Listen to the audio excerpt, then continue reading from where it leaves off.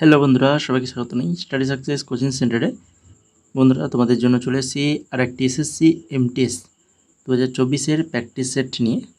এটা আমাদের আজকের প্র্যাকটিস সেট নম্বর 9। আগে 8খানা প্র্যাকটিস সেট হয়ে গেছে, 50খানা করে কোশ্চেন আলোচনা করেছি। যারা নতুন রয়েছে তো অবশ্যই আগের ক্লাসগুলো তোমরা দেখে নেবে। এই যে কোশ্চেনগুলো আলোচনা করছি এগুলো প্রত্যেকটাই কিন্তু এসএসসি এমটিএসের বিগত 5 বছর 2019 থেকে 23-এর এক্সামগুলোতে এসেছিলো, সেই কোশ্চেনগুলোই আলোচনা করছি। আর তোমাদের জন্য আগের যে ক্লাসটা করেছিলাম সেটা হচ্ছে ভারতের উৎসব নিয়ে। তোমরা দেখতে পাচ্ছ যে প্রত্যেকটা শিফটেই কিন্তু উৎসব থেকে কোশ্চেন আসছে, তাই কি না? আমরা যে প্রিভিয়াস ইয়ার আলোচনা করছি সেগুলোতে দেখেছি, এখনও আমরা যে প্রত্যেকটা ক্লাসে কিন্তু উৎসব থেকে কোশ্চেন রয়েছে, প্র্যাকটিস সেটে প্রত্যেকটাতে উৎসব রয়েছে। এই কারণে আমরা কি করেছি, 50খানা খুবই ইম্পর্ট্যান্ট উৎসব নিয়ে আলোচনা করেছি। তো এর পরবর্তী নৃত্য নিয়ে আলোচনা করব। তো তোমরা কমেন্ট করে জানাও তোমাদের কাদের নৃত্য থেকে ক্লাস প্রয়োজন, বলো। যদি বলে থাকো তাহলে অবশ্যই তোমাদের জন্য নৃত্য নিয়ে একটা ক্লাস করবই, ঠিক আছে? সেখানে 50-এর বেশি কোশ্চেন থাকবে, ঠিক আছে? এটা আমি তোমাদের বলছি, 50টারও বেশি কোশ্চেন থাকবে এবং আশা করছি যে কোশ্চেনগুলো দেবো ওই কোশ্চেনগুলোর মধ্য থেকেই তোমরা কিন্তু পরীক্ষায় কমন পাবে, ঠিক আছে? তো কমেন্ট করে জানাও কারা চাইছো যে পরবর্তী আমরা নৃত্য নিয়ে ক্লাস নিয়ে আসি, ঠিক আছে? তো চলো এখন শুরু করি আজকের ক্লাসের প্রথম কোশ্চেন। কী রয়েছে? ভারতের নিম্নলিখিত নৃত্যের মধ্যে কোনটি রাজস্থানের সাথে যুক্ত? প্রথমেই নৃত্যের কোশ্চেন দেখতেই পাচ্ছ। তো এটা সঠিক অ্যান্সার আসবে অপশন নাম্বার 1, কালবেলিয়া, যেটা হচ্ছে ভারতের কোথায়? রাজস্থানের সাথে যুক্ত। এরপরে 2 নম্বর কোশ্চেন দেখো, ভগৎ সিং এবং বি.কে. দত্ত অর্থাৎ বটুকেশর দত্ত কেন্দ্রীয় বিধানসভায় ড্যাশ তারিখে বোমা নিক্ষেপ করেন? ভগৎ সিং এবং বটুকেশর দত্ত কেন্দ্রীয় বিধানসভায় 8ই এপ্রিল 1929 সালে বোমা নিক্ষেপ করেছিলেন। তারপরে দেখো 3 নম্বর কোশ্চেন, ফ্রিডম ইন এক্সাইল ড্যাশের আত্মজীবনীমূলক বই। এটি কার বই, কার লেখা? আচ্ছা, দালাই লামার একটি আত্মজীবনীমূলক বই। নিচের কোনটিকে সেরিকালচার বলা হয়?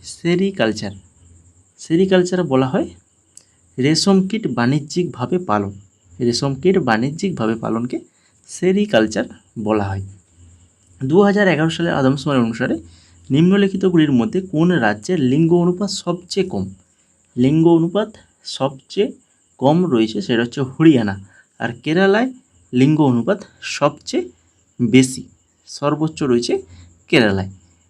6 নম্বর দেখো, রাজ্যসভার সদস্য হতে একজন ভারতীয় নাগরিকের কমপক্ষে কত বছর বয়স হতে হবে? রাজ্যসভার সদস্য হতে গেলে একজন নাগরিকের কমপক্ষে 30 বছর বয়স হতে হবে। 7 নম্বর দেখো, উৎপাদিত পণ্য এবং পরিষেবার বার্ষিক মূল্য গণনা করতে ব্যবহৃত পণ্য পদ্ধতিকে ড্যাশ বলা হয়? উৎপাদিত পণ্য এবং পরিষেবার বার্ষিক মূল্য গণনা করতে ব্যবহৃত পণ্য পদ্ধতি কী পদ্ধতি? না হচ্ছে মূল্য সংযোজন পদ্ধতি বলা হয়, মূল্য সংযোজন পদ্ধতি। 8 নম্বর দেখো, সাতবাহনদের সবচেয়ে গুরুত্বপূর্ণ শাসক ছিলেন? সাতবাহন বংশের সবচেয়ে গুরুত্বপূর্ণ শাসক ছিলেন গৌতমীপুত্র সাতকর্ণী। নিচের কোন প্রণালী শ্রীলঙ্কাকে ভারত থেকে বিভক্ত করেছে? শ্রীলঙ্কা এবং ভারত বিভক্ত করেছে কোন প্রণালী? না হচ্ছে পক প্রণালী বিভক্ত করেছে। 1995 সালে গুরু কেলুচরণ মহাপাত্র পুরস্কার চালু করা হয়েছে। এই গুরু কেলুচরণ মহাপাত্র কোন নৃত্যশৈলীর জন্য বিখ্যাত? গুরু কেলুচরণ মহাপাত্র কোন নৃত্যের সাথে যুক্ত? না হচ্ছে ওড়িশি নৃত্যের সাথে যুক্ত। যারা এখনও ক্লাসটাকে লাইক করোনি তো অবশ্যই বলবো ক্লাসটা লাইক করে দাও, বন্ধুদের শেয়ার করে দাও, আর অবশ্যই কমেন্ট করে জানাও যে আমরা পরবর্তী ক্লাস নৃত্য নিয়ে আসবো কি আসবো না। বলো তোমাদের কাদের প্রয়োজন, বলো অবশ্যই কমেন্ট করে জানাও। 11 নম্বর কোশ্চেন দেখো, আমরা আগেও একটা কিন্তু নৃত্য নিয়ে ক্লাস করেছিলাম, যেখানে 50খানা কোশ্চেন রয়েছে, সেটা তোমরা দেখতে পাবে। লোকনৃত্য নিয়ে ক্লাস করেছি, প্লে লিস্টে পেয়ে যাবে, ঠিক আছে? সেটাও সেই ক্লাসটাও কিন্তু দেখতে পারো, গুরুত্বপূর্ণ কিন্তু। 11 নম্বর দেখো, নিচের কোন নদীর উৎপত্তি মহারাষ্ট্রে? নিচের কোন নদীর উৎপত্তি মহারাষ্ট্রে? এটা হচ্ছে গোদাবরী। গোদাবরী উৎপত্তি মহারাষ্ট্রে। তারপরে চেঙ্গিস খান। চেঙ্গিস খানের অধীনে মঙ্গল বাহিনী ড্যাশ সালে উত্তর পূর্ব ইরানের ট্রান্স অক্সিয়ানা আক্রমণ করে? উত্তর পূর্ব ইরানের ট্রান্স অক্সিয়ানা আক্রমণ করে 1219 সালে। আন্দামান দ্বীপপুঞ্জ এবং নিকোবর দ্বীপপুঞ্জ ড্যাশ নামক জলাশয় দ্বারা পৃথক হয়েছে? আন্দামান দ্বীপপুঞ্জ এবং নিকোবর দ্বীপপুঞ্জ 10 ডিগ্রি চ্যানেল 10 ডিগ্রি চ্যানেল দ্বারা পৃথক হয়েছে। নিম্নলিখিত নৃত্যগুলির মধ্যে কোনটি একার্য নামেও পরিচিত? যেখানে একজন নর্তকী একটি একক অভিনয়ের অনেক ভূমিকা নেয়। একজন নর্তকী একটি একক অভিনয়ের অনেক ভূমিকা নেয়, সেটা হচ্ছে ভারতনাট্যম। ভারতীয় সংবিধানের তপশিলি 8 অনুসারে ভারতে কয়টি সরকারি ভাষা রয়েছে? তপশিলি 8 অনুসারে ভারতের সরকারি ভাষা কয়টি রয়েছে? 22টি। ভারতীয় সংবিধানের কোন অনুচ্ছেদটি ধর্মের বিষয়ে নিজস্ব বিষয়গুলি পরিচালনা করার স্বাধীনতা প্রদান করে? ধর্মের বিষয়ে নিজস্ব বিষয়গুলি পরিচালনা করার স্বাধীনতা প্রদান করে। অনুচ্ছেদ নম্বর 26 নম্বর অনুচ্ছেদ। 18 শতকের গোড়ার দিকে রাজপুত শাসক সোয়াই রাজা জয়সিং ড্যাশে তার নতুন রাজধানী প্রতিষ্ঠা করেন? 18 শতকের গোড়ার দিকে রাজপুত শাসক সোয়াই রাজা জয়সিং ড্যাশের নতুন রাজধানী প্রতিষ্ঠা করেন? জয়পুরে নতুন রাজধানী প্রতিষ্ঠা করে। কোন ধরনের মাটিতে গমের চাষ সবচেয়ে ভালো হয়? গমের চাষ সবচেয়ে ভালো হয় সুনিকাশি দোআঁশ মাটিতে সবচেয়ে ভালো হয়। জিম করবেট জাতীয় উদ্যান ভারতের কোন রাজ্যে অবস্থিত? জিম করবেট জাতীয় উদ্যান এটা রয়েছে ভারতের উত্তরাখণ্ড রাজ্যে। রাউত নৃত্য ভারতের ড্যাশ রাজ্যের একটি বিখ্যাত লোকনৃত্য? রাউত নৃত্য যেটা হচ্ছে ছত্তিশগড়ের বিখ্যাত লোকনৃত্য। নিচের কোন পল্লব রাজার রাজত্বকালে হিউয়েন সাং পল্লবের রাজধানী কাঞ্চি পরিদর্শন করেছিলেন? কোন পল্লব রাজার রাজত্বকালে? প্রথম নরসিংহ বর্মনের রাজত্বকালে। কোন সংস্থা ভারতের দারিদ্র্য সীমা অনুমানের সাথে যুক্ত? কোন সংস্থা? National sample survey organisation. Option number 4 সঠিক আনসার। 23 নম্বর দেখো, পৃথিবীর বৃহত্তম মহাদেশ কোনটি? পৃথিবীর বৃহত্তম মহাদেশ, এটা আশা করি সবাই পারবে, ছোটোবেলা থেকে পড়ে আসছো। আমরা যেই মহাদেশে বাস করি অর্থাৎ এশিয়া মহাদেশ পৃথিবীর সবচেয়ে বৃহত্তম মহাদেশ। আর সবচেয়ে ক্ষুদ্রতম মহাদেশ কোনটি সেটা তোমরা কমেন্ট করে জানাবে। সবচেয়ে ক্ষুদ্রতম মহাদেশ কোনটি তোমরা সেটা কমেন্ট করে জানাবে। এরপর দেখো 24 নম্বর, 2011 সালের আদমশুমারি অনুসারে নিম্নলিখিত রাজ্যগুলির মধ্যে কোনটিতে সাক্ষরতার হার সবচেয়ে বেশি? কেরালা। অপশান নাম্বার 4 সঠিক অ্যান্সার কেরালা। ভারতের বিহার রাজ্যে সাক্ষরতার হার সবচেয়ে কম। নিচের কোন শহরটি মুঘলদের প্রথম পরিকল্পিত শহর? হচ্ছে ফতেপুর সিক্রি। অপশান নাম্বার 2 সঠিক অ্যান্সার ফতেপুর সিক্রি। উদয়পুর 1568 সালে আকবরের হাতে চিতোরের পতনের পর ড্যাশ দ্বারা প্রতিষ্ঠিত হয়েছিল?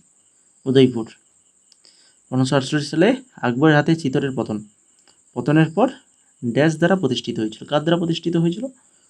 রানা উদয় সিংয়ের দ্বারা প্রতিষ্ঠিত হয়েছিল। ভারতের সংবিধান ব্যাখ্যা করার ক্ষমতা কার আছে? ভারতের সংবিধান ব্যাখ্যা করা এটা রয়েছে সুপ্রিম কোর্ট এবং হাইকোর্ট উভয়ের। রয়েছে। অম্বুবাচী মেলা কোন স্থানে অনুষ্ঠিত হয়? অম্বুবাচী মেলা এটা হয়ে থাকে গুয়াহাটিতে। নিচের কোনটি কৃত্রিম মিষ্টি? প্রথমেই রয়েছে স্যাকারিন, একটি কৃত্রিম মিষ্টি। কোন বিখ্যাত ভারতীয় ক্রীড়াবিদকে ক্যাপ্টেন কুল নামে ডাকা হয়? Captain cool, Mahendra Singh Dhoni. মহেন্দ্র সিং ধোনি। ভারতে সতীদাহ প্রথা ড্যাশ সালে নিষিদ্ধ করা হয়েছিল? সতীদাহ প্রথা নিষিদ্ধ করেছিল 1829 সালে। 1829 সালে 4 ডিসেম্বর লর্ড বেন্টিং সতীদাহ প্রথাকে ফৌজদারি আদালতে অবৈধ এবং শাস্তিযোগ্য বলে ঘোষণা করেছিল লর্ড বেন্টিং। নিচের কোন উপাদানটি বিদ্যুতের পরিবাহী? বিদ্যুতের পরিবাহী সেটা হচ্ছে রূপো। বিদ্যুতের পরিবাহী, অপশান নম্বর 1 সঠিক অ্যান্সার রূপো। 33 নম্বর দেখো, মানবদের নিম্নলিখিত অঙ্গগুলির মধ্যে কোনটি নিউমোনিয়া রোগে সবচেয়ে বেশি আক্রান্ত হয়? নিউমোনিয়াতে সবথেকে বেশি আক্রান্ত হয় হচ্ছে আমাদের শরীরে ফুসফুস। ফুসফুস সবচেয়ে বেশি আক্রান্ত হয়। নিচের কোনটি ভারতের প্রথম মানব মহাকাশযান কর্মসূচি? ভারতের প্রথম মানব মহাকাশযান কর্মসূচি কোনটি? গগনযান, অপশান নম্বর 2 সঠিক অ্যান্সার গগনযান। মহাত্মা গান্ধী কবে সর্বভারতীয় হরিজন সেবক সংঘ প্রতিষ্ঠা করে? মহাত্মা গান্ধী কবে সর্বভারতীয় হরিজন সেবক সংঘ প্রতিষ্ঠা করেছেন? 1932 সালে। 1932 সালে করেছিল। ভারতীয় সংবিধানের রাষ্ট্রীয় নীতির নির্দেশমূলক নীতির বৈশিষ্ট্যটি ড্যাশ সংবিধান থেকে ধার করা হয়েছে? ভারতের সংবিধানের যে রাষ্ট্রীয় নীতির নির্দেশমূলক নীতির বৈশিষ্ট্য আইরিশ সংবিধান থেকে ধার করা হয়েছে। আইরিশ সংবিধান থেকে। ড্যাশ হলো মাঠে বীজ বপনের উৎসব? এটি ঝাড়খণ্ডে পালিত একটি প্রধান উৎসব। ঝাড়খণ্ডে পালিত একটি প্রধান উৎসব মাঠে বীজ বপনের উৎসব, এটা হচ্ছে রোহিণী উৎসব। নিচের কোন বইটি রাজা হর্ষবর্ধনের লেখা নয়? রাজা হর্ষবর্ধনের লেখা বই নয়, সেটা হচ্ছে আমুক্ত মাল্যদ। আমুক্ত মাল্যদ হচ্ছে এটা কৃষ্ণদেব রায়ের লেখা। বাকি হর্ষবর্ধনের লেখা রত্নাবলী, নাগানন্দ, প্রিয়দর্শিকা এগুলো প্রত্যেকটাই হর্ষবর্ধনের লেখা। 2011 সালে আদমশুমারি অনুসারে নিম্নলিখিতগুলির মধ্যে কোনটি ভারতের সবচেয়ে কম জনবহুল কেন্দ্রশাসিত অঞ্চল? ভারতের সবচেয়ে কম জনবহুল কেন্দ্রশাসিত অঞ্চল লাক্ষাদ্বীপ, অপশান নম্বর 2 সঠিক অ্যান্সার লাক্ষাদ্বীপ। নিচের মধ্যে কে খিলজি রাজবংশের প্রতিষ্ঠাতা? খিলজি রাজবংশের প্রতিষ্ঠাতা হচ্ছেন জালালউদ্দিন ফিরোজ খিলজি। জালালউদ্দিন ফিরোজ খিলজি খিলজি রাজবংশের প্রতিষ্ঠাতা। দিল্লি হাইকোর্ট কত সালে প্রতিষ্ঠিত হয়? দিল্লি হাইকোর্ট এটা হয়েছিল 1966 সালে। 1966 সালে প্রতিষ্ঠিত হয়েছিল। কোন বিখ্যাত ভারতীয় কত্থক নৃত্যশিল্পী 1986 সালে ভারতের দ্বিতীয় সর্বোচ্চ বেসামরিক পুরস্কার পদ্মবিভূষণ পেয়েছিলেন? ভারতীয় কত্থক নৃত্যশিল্পী ইনি হচ্ছেন বিরজু মহারাজ। বিরজু মহারাজ, ভালো করে মনে রাখো, যিনি একজন কত্থক নৃত্যশিল্পী। নিম্নলিখিত মুঘল সম্রাটদের মধ্যে কে আগ্রায় শীষমহল নির্মাণ করেছিল? আগ্রায় শীষমহল নির্মাণ করেছিল শাহজাহান। শাহজাহান করেছিল। 2011 সালের আদমশুমারি অনুসারে নিচের কোনটি শীর্ষ 10টি জনবহুল দেশের অন্তর্ভুক্ত নয়? 2011 সালে যে আদমশুমারি হয়েছিল সেখানে যে শীর্ষ 10টি দেশ জনবহুল দেশ তার মধ্যে যেটা ছিল না সেটা হচ্ছে কোনটা? এই যে কানাডা। কানাডা কিন্তু ছিল না। 10টি দেশ তাহলে কী কী? ভারত, চীন, যুক্তরাষ্ট্র, Indonesia, Pakistan, Brazil, Nigeria, Bangladesh, Russia, Mexico, এই 10টা দেশ ছিল। 45 নম্বর দেখো, তথ্য প্রযুক্তির অন্যতম প্রধান কেন্দ্র হলো সিলিকন ভ্যালি। তো এই সিলিকন ভ্যালি যার দেশে অবস্থিত, কোথায় রয়েছে? ক্যালিফোর্নিয়াতে রয়েছে। সিলিকন ভ্যালি হলো বিশ্বের আইটি শিল্পের বৃহত্তম কেন্দ্র। এটি ক্যালিফোর্নিয়ায় মার্কিন যুক্তরাষ্ট্রে অবস্থিত। লোকসভার প্রিসাইডিং অফিসারকে ড্যাশ বলা হয়? লোকসভার যিনি প্রিসাইডিং অফিসার থাকেন তাকে কি বলা হয়? স্পিকার বলা হয়। স্পিকার।